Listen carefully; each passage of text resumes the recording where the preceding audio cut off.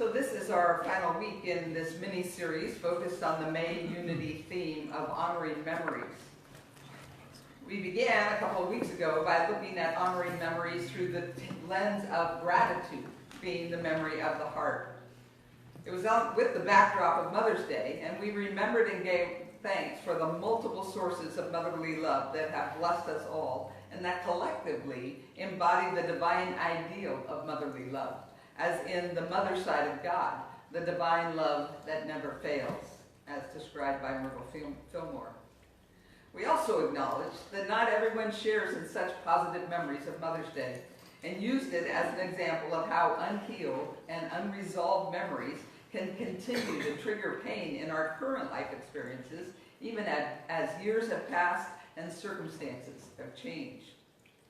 Last week, we explored this further by looking at how our memories define us and how we can define or redefine our memories, making the point that when we live from a life happens to us perspective, our memories form a narrative complete with emotional markers that intertwines our various life events and subsequent wounds into the story of who we are, while setting our expectations for more of the same going forward, in essence creating self-fulfilling prophecies.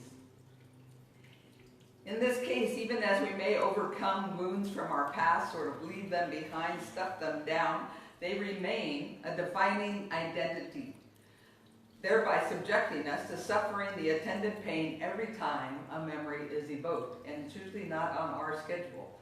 When we stuff down and try and ignore wounds, they sort of show up at the most inopportune times, or they don't actually come out into the presence, but they continue to sabotage us through everything we attempt to do in life. At a minimum, this perspective binds us to circumstance and fate. So even if our journey has been fairly blessed, our sense of agency is minimized because it appears dependent on outer circumstances rather than our inner choices. When we wake up to the truth that life happens through us, however, when we realize that we're the ones assigning meaning to the events and circumstances of our lives and setting our expectations for what's to come, we gain the ability to reduce, to heal, and or to even end the suffering caused by those toxic memories. Using our capacity to choose our thoughts, our beliefs, our attitudes, and our focus, in essence practicing our third basic unity principle, we begin to consciously select the lenses through which we interpret and thereby experience life going both forward and backward. We can return courageously to the pain that has been sabotaging our lives when we're willing to experience our hearts being broken open. When we do that, we're able to bring the healing light of an expanding and evolving perspective to these ancient toxic memories. Purposely seeking out new information, increased understanding, a willingness for reconciliation and or forgiveness, we can rewrite our personal narratives with redemptive, liberating, and transforming insights that serve to integrate all of our memories into a wholeness that is free of suffering. So this morning, we're concluding the series by exploring how our collective memories inform the evolution of our collective consciousness. As I began the deep dive into this topic, I found a plethora of information, including scientific studies and spiritual treatments that, similarly to last week, continued to complicate rather than simplify a focus for this topic. For example, at the beginning of this series, I downloaded a promising book, Minds Make Societies by Pascal Boyer. I'd read little excerpts and it seemed like it would be perfect for this lesson, so I just bought it on my Kindle and left it there knowing that it would be there when I got to preparing for this final third lesson. Only to discover that as I got into his book, that his approach basically describes a cognitive science that, in the words of one of his critics, says, has progressed so far forward that it's regressed into old-fashioned behaviorism.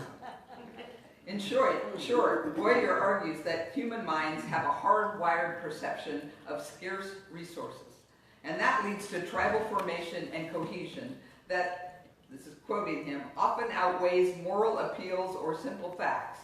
basically ending our rationality whenever threats to survival, real or perceived, begin. Is that a dark perspective on humanity? He continues saying, the subsequent irrational activity generally follows without much active thought in service of restrictive or oppressive ends. And that brings him to an ultimate conclusion that we should not assume human minds are designed to acquire true information about their natural and social environments. I had to take a deep breath. And I had to admit that his research results can be aligned with the observations we make today of our world currently seeming to devolve into just such tribal tendencies. However, it also, somewhat fatedly, failed to address any sense of human capacity or capability to educate, adapt, and or evolve its way out of its worst activities, rather than simply regress towards them. And that process forms a collective narrative, a collective memory, if you will, that lends itself to the very self-limiting, self-fulfilling prophecies that we often create with our own individual narratives.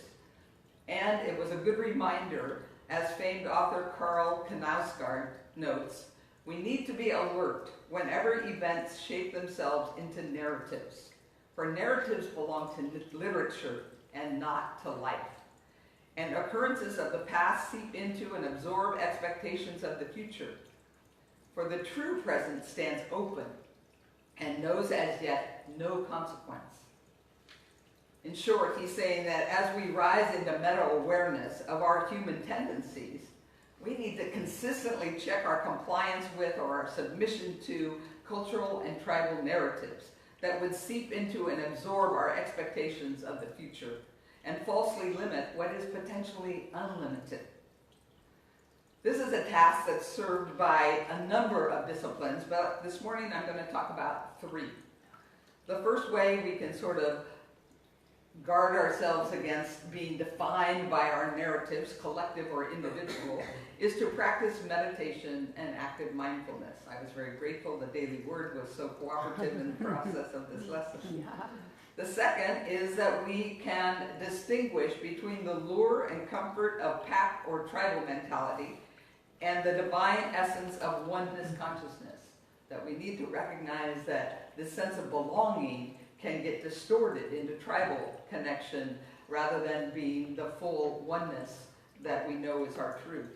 And finally, number three, we can formulate and commit to an ever-evolving vision with attending values and actions that reinforce this very awareness we have that, quote, Dan, there's only one of us here. So let's unpack these three disciplines a little bit.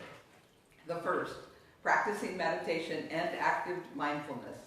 If there's a consistent message within all spiritual and consciousness evolving disciplines, it is the value of, perhaps even the necessity for, meditation and mindfulness.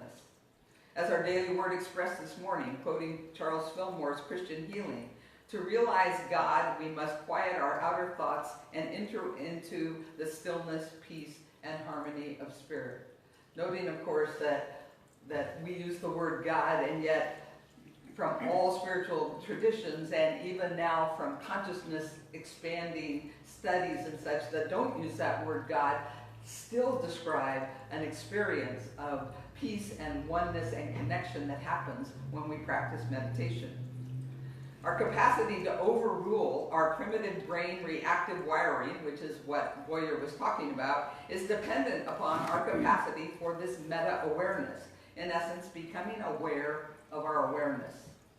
But even as we learn basic spiritual principles, including our 5 core unity principles, the law of mind action, and our capacity to choose our thoughts and our beliefs, our memories, and our focus, it's meditation and mindfulness practices that help us discover and know our higher selves, including the observer or meta-awareness that exists independent of our emotionally charged ego selves, interpretations of and reactions to life. So as we practice meditation, we get in touch with and we begin to bring forward and know how to access that observer self that doesn't get all caught up in the emotions and activities of the day. And also the grounded, centered, peace-filled essence that knows and understands truth beyond these worldly appearances, including our oneness with God and all creation. As we continue with these and other spiritual practices, we increasingly identify with and live from our higher selves, resulting in the development of emotional and spiritual maturity, which in essence is our egos learning to defer to our higher selves. We all know in our lives when our higher selves are leading us and when our egos take over, right? We have that experience. And most of us sort of live in both worlds. I know I do. I live in both worlds. I am happy to say that I believe I'm living more increasingly in the realm of my higher self being in charge, but I can still have my shouting matches at the news and various other situations. The good news is it's taking less and less time for me to remember and come back to and quiet the ego. And the other good news is that the ego is trainable, that it learns to not be jumping out all the time, that it recognizes even now when that feels awkward because it's not the normal state. It's sort of like they say animals like to have good boundaries and such. I believe our egos do as well. It's like children. They want to know the boundaries. Our ego is like a child. If we give it good, strong boundaries, it responds in kind.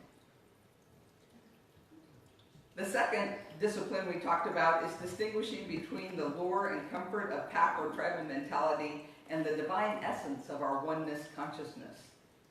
As we spiritually develop our higher self-awareness and power, we also have to continue to do the work of recognizing and dissolving any and all personal and collective narratives in our psychosocial domain that might block our evolving consciousness.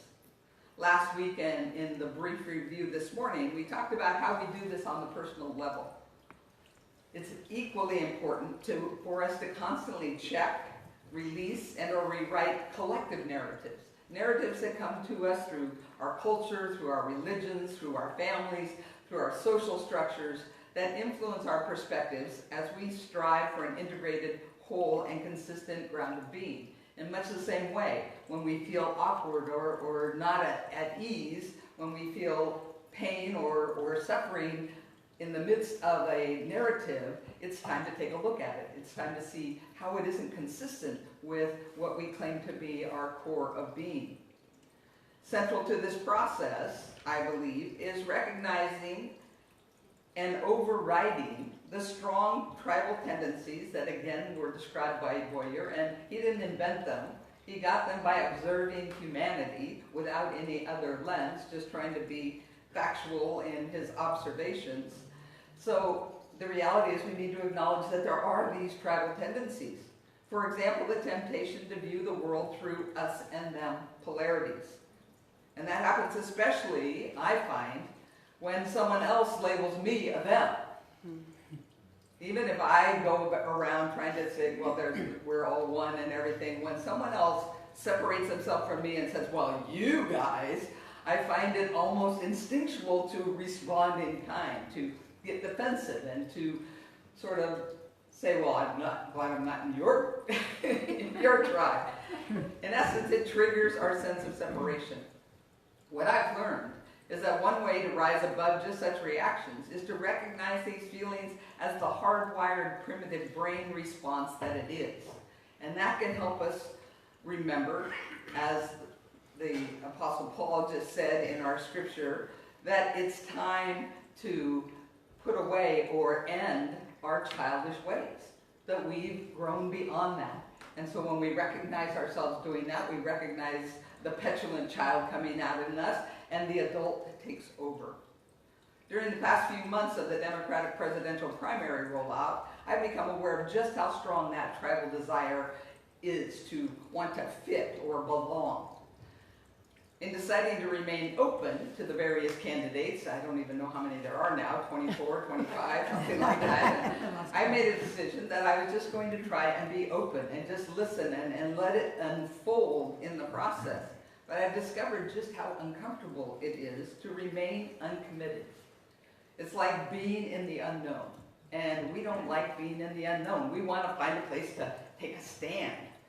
The pull to pick a person, to pick a team or a side is very strong. as is the desire to just choose the one most likely to beat number 45, which creates yet another us and them experience. So I continue to take a deep breath, recognize it takes baby steps for us to change our orientations, but I'm aware each time it happens. And that's the most powerful aspect of changing something, is when you become aware when you're experiencing the feelings, when I become aware of that pull. I'm also noticing how others' views are affecting me. When I talk to my kids about who they like, or I talk to my daughter about who she likes, or I talk to good friends about who they like, I've noticed that I want the people closest to me to agree. It's a normal feeling, and it also is one that I've been able to say, okay, that's what I would like, and it's really okay. It's really okay. We can continue, I can be in this unknown and continue to let things unfold. I've also spent some extra energy being sensitive to culturally induced biases that I know I'm feeling, like unconscious double standards that I know I create for women candidates, just like everybody else does. It's been in the news and such, so I've been paying attention to feelings that come up and checking them and saying, no, wait a minute, that's not a real thing, that's just something, whether they're likable or all of these things that we never lay on men candidates. So this season has been a really learning opportunity for me to pay attention to all of those aspects. And again, what's most encouraging is how effective it is to intentionally expand our awareness, to intentionally set a clear intention to remain mindful through a process, because practice does increase our competency. We can practice being mindful, and the more we do it, the more we live from that space. Finally, the third element or discipline is formulating and committing an ever-evolving vision with attending values and behaviors to both embody the higher consciousness that we're claiming and ultimately to help us overrule our baser, primitive brain wiring. As I hope we've all been discovering over the past couple of years, there is a transformative power in adopting a clear vision of loving oneness and grounding it in both consciousness and in action. For example, we've talked about adopting a vision like one with all creation. Humanity is a beneficial presence to the planet and the entire community of life, co-creating a just, sustainable, and thriving world. Just by creating that vision, it helps to align the rest of my thinking. The next step is to identify and practice behaviors and values that are aligned with the vision. For example, including but not limited to choosing to be motivated by compassion and love rather than anger and despair. In essence, working for love rather than against evil. So as we check our thoughts and we check our activities, we make sure that they're grounded in love and compassion. Number 2, taking authentic and integral action without attachment to outcome. Recognizing that doing good for good's sake is the best that we can do. And we can hope for outcomes, but they can't determine whether or not we continue to do the work. Number 3, which we've been talking about here, not taking sides or fostering separation, but working for the good of the whole. So every time that it feels like, especially when someone has labeled me as the other, trying to step back, recognizing that we all come to life through our experiences and our stories and our narratives, and that if we connect, that we can find common ground. The next one is practicing empathy, compassion, and loving kindness, which helps feed that not taking sides. As Brene Brown says, people are hard to hate close up. Move in. When we find people that we feel separate from, that's the call to move in, to get to know them better, to want to understand why and where they come from, which feeds this next one, which is developing the ability to truly listen without judgment, to listen instead with curiosity and a sincere desire to understand, to listen without a goal of responding. That's one I have to work at, to make sure I actually listen rather than I'm formulating my response in the process. Or one of my major motivations for learning Bible when I was in seminary was so that I would have a comeback for Bible literate people people that were wanting to say that, but the Bible says this, and I would be able to come back with the other things that the Bible says and show an opposite view. Not probably the best way to build connections. And also to listen with awareness that we each come from and with unique life experiences that have formed our narrative, and that we're at various stages of awakening to that realization. The next one is doing something with conviction for the benefit of the whole and to relieve somebody's suffering. To get out of ourselves and actually take action, committed action, to help others, improve the whole, and specifically to relieve suffering. And finally, taking time to listen in the silence for the healing power of grace. Whenever we feel like it's too much for us, if we remember that our source is limitless, it allows us to continue in the work. Taking conscious action reinforces, enhances, and continues to expand our consciousness by deepening our commitment and by revealing our unwitting areas of inner conflict, inconsistency, and even ignorance, allowing them to be brought into the light where they can be dissolved or resolved into even higher wisdom. I know I've learned through COPA that as I get involved and take action in areas, rather than being able to sit back, it's wonderful to hold the vision and to meditate on the vision, but until you take it out in the world and actually start trying to embody it and act on it, you don't realize all of the complications and different perspectives and different dynamics that are going on in that process. So by taking action, we can expand that consciousness and expand our capacity to be that presence.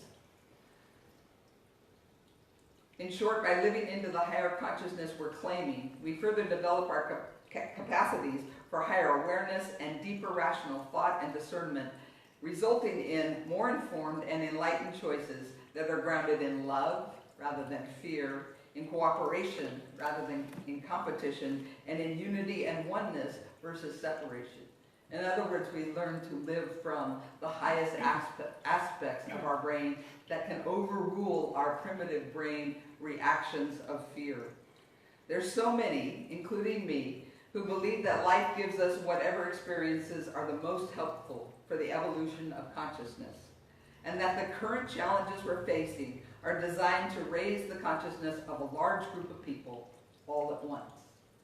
If we hold on to that realization, it can make everything sort of make more sense. From this perspective, being challenged is a good thing. And the crisis we're in the midst of right now is a natural part of evolution.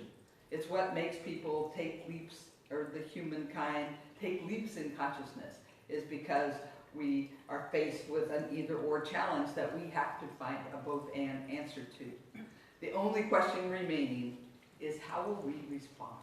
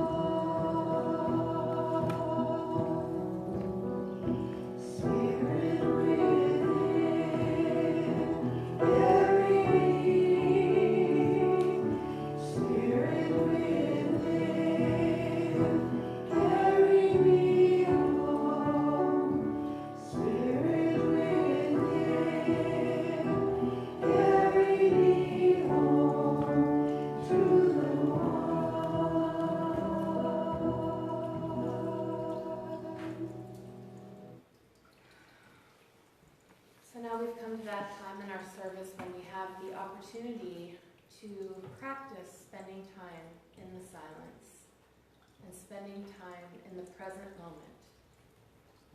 So I invite you now, if it's comfortable, to gently close your eyes. Plant your feet flat on the floor. Rest your hands gently in your lap. If it's comfortable, palms up, indicating that openness to receive from Spirit. And as you begin to bring your awareness from the outer to the inner, begin to feel your body sitting here in the pew.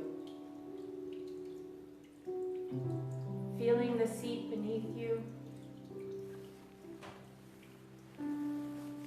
Feeling yourself supported. Feeling your feet making contact with the earth.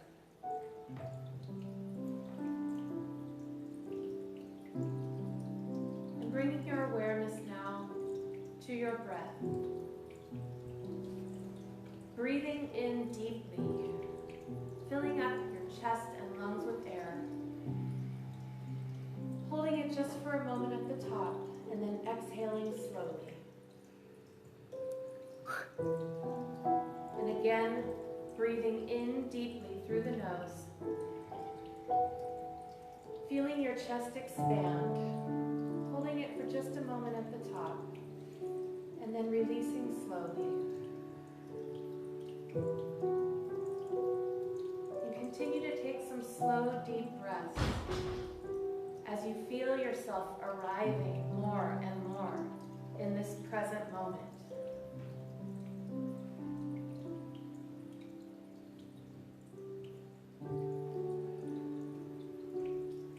Be still and know that I am God.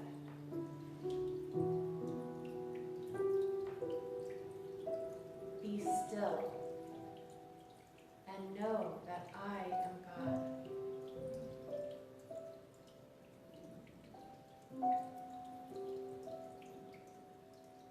As we allow ourselves to sink more and more fully into the stillness, we begin to feel that peace that surpasses understanding as it begins to rush in,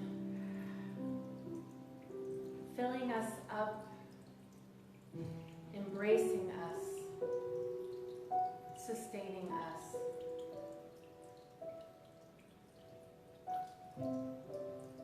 In the stillness, in this moment, there's nowhere to go. There is nothing that you need to do. But simply sit here and be aware of this body breathing. Breathing in peace, breathing out peace.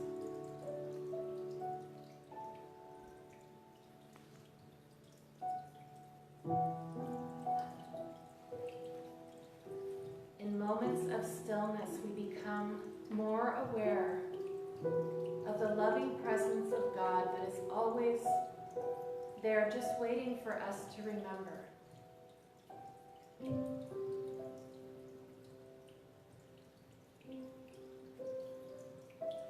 The one presence and one power that we call God the Good.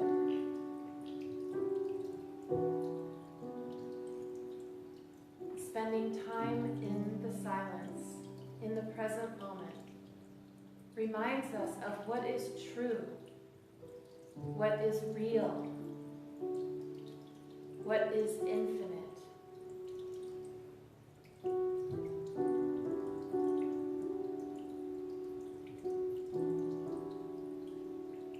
The mind doesn't want to stay in this place, so it begins to generate thoughts. This is totally normal. We can just say, thanks for sharing, but not right now. Right now, I am sitting here breathing.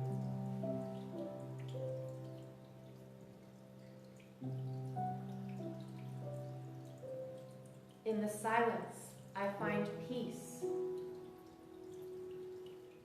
In the silence, I find self.